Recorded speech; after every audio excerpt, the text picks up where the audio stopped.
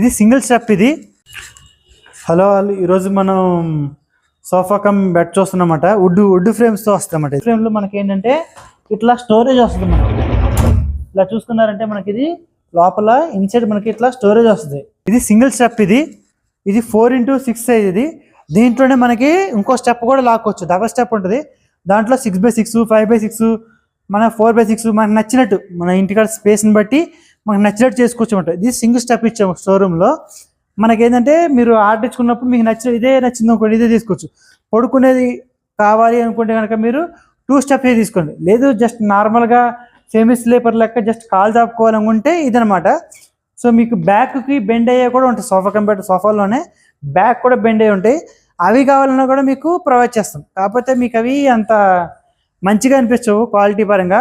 So ఇది మన రెగ్యులర్గా సోఫా కంప్యూటర్లు ఏవైతే ఇస్తున్నామో ఫుల్ క్వశ్చన్ ఉన్నాయి, అవి బాగుంటాయి. అయితే వుడ్ టైప్లో తీసుకుంటే లేదా నార్మల్ టైప్లో ఇస్తుంది తప్ప ఇట్లా బ్యాక్ కూడా బెండ్ అయినవి మీకు అంత మంచి క్వాలిటీలో మంచి లైఫ్ కూడా ఉండవు అన్నమాట. చాలా తక్కువ లైఫ్ ఉంటాయి అవి.